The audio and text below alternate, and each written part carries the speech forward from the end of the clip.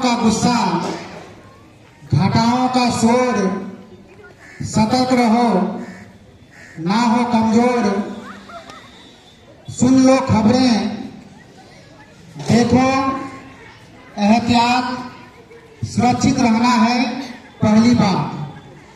आदर्श विद्यालय के आदर्श बच्चों, जैसा कि आप सबको पता है कि आज शनिवार है और प्रत्येक शनिवार को हम लोग मुख्यमंत्री विद्यालय सुरक्षा कार्यक्रम के तहत सुरक्षित शनिवार का कार्यक्रम करते हैं।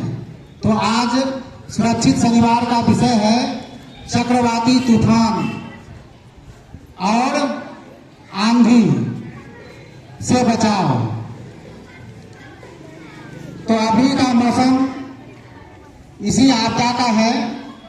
गर्मी के मौसम में कमोबेश हमारे राज्य के सभी जिलों में चक्रवाती तूफान आते हैं। राज्य के पूर्वोत्तर जिलों में चक्रवाती तूफान के कारण जनजीवन प्रभावित हुआ था और जनधन की भारी क्षति हुई थी। तो चक्रवाती तूफान के अलावा गर्मी के मौसम में राज्य के कमोबेश सभी जिलों में आंधी की घटनाओं के चलते जनधन की क्षति होती है। हमारे इलाके में देखते हो कि अक्सर जो है आंधी आता है और जब आंधी आती है तो बहुत सारा नुकसान, बहुत सा क्षति करके चला जाता है। तो हमें इससे बचने के उपाय के बारे में जानकारी रखना है। तो चक्रवाती तूफान से बचने के क्या उपाय हो सकते हैं, आज इसी का जानकारी हमें लेना है।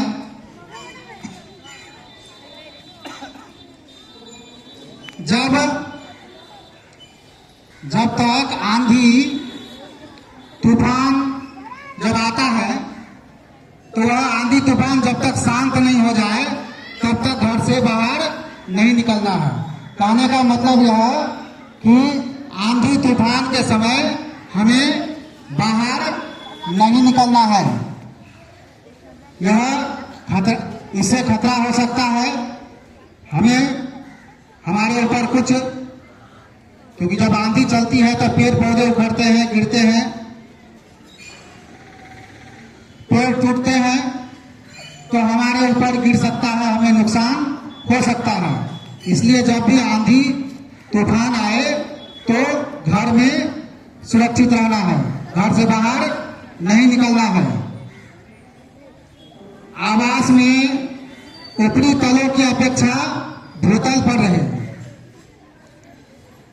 मान लिया घर जो है 2 तल्ला, 3 तल्ला, 4 तल्ला है, ऐसा होता है बहुतों का घर, तो प्रयास करेंगे भूतल वाला मकान में हम रहें और टीवी, रेडियो पर मौसम के साफ होने का संदेश प्रसारित होने तक इंतजार करेंगे। जब तक हमें यह पता न चल जाए कि मौसम अब बिल्कुल ठीक हो चुका है तब बाहर निकलना है। पुराने और क्षतिग्रस्त भवनों और पेड़ के नजदीक आश्रय नहीं लेना है। जब आंधी तूफान आ जाए तो पेड़ के नजदीक में नहीं जाना है, ना ही पुराने भवन में आश्रय लेना है, क्योंकि वह आंधी से गिर सकता है। बिजली और टेलीफोन के खंभों के नीचे भी खड़े नहीं होना है। वहां उसके नजदीक रहने से खतरा हो सकता है, खंभों के गिरने से शारीरिक क्षति हो सकती है। घर से बाहर होने पर किसी छतदार मकान में आश्रय लें।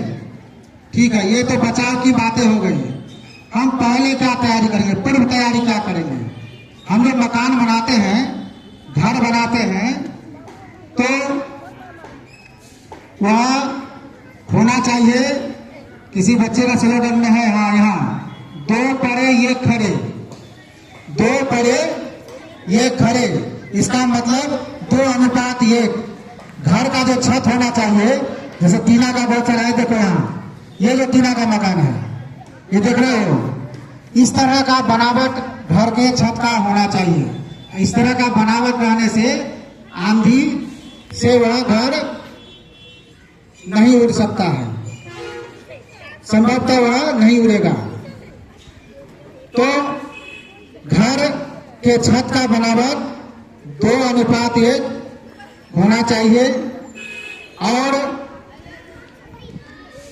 घर के छत को बहुत मजबूत होना चाहिए। अगर टीना का ही बनाते हैं तो उस टीना को जो है अच्छी तरह से बांधने के लिए, उसके लिए स्क्रू बड़ा नट जो है मिलता है, अच्छी तरह से पूरा टाइट करना चाहिए। कहने का मतलब यह है कि अगर टीना वाला घर बनाते हैं तो उसको पूरी मजबूती के साथ उसका छत बनाएंगे, ताकि आंधी आने पर कोई नुकसान ना हो। और एक बात, जैसे मान लीजिए ये छत है, ये छत है, नीचे से भी हवा का दबाव है छत पर ऊपर की ओर, और ऊपर से भी हवा का दबाव है, दोनों समान है, इसलिए वह अस्थिर रहता है। अगर आंधी जब आती है, आंधी आती है ना, तो ये ऊपर वाला दबाव को वह कम कर देता है। ऊपर वाला दबाव जैसे कम हो जाएगा तो नीचे का दबाव क्या होगा, नीचे जो दबाव पड़ता है ऊपर की ओर वह उठेगा ऊपर। इसलिए देखते हो कि जब हवा बहती है, आंधी आती है, तो टीना का घर का जो साइड वाला टीना है वो उठता है, बैठता है, देखते हो, थोड़ा सा उठ जाता है। क्यों ऐसा होता है? क्योंकि नीचे से दबाव पड़ता है और सामने से आंधी वाला हवा आता है, और जैसे वह आंधी वाला हवा के चपेट में आता है तो उसको उखाड़ करके लेके चला जाता है।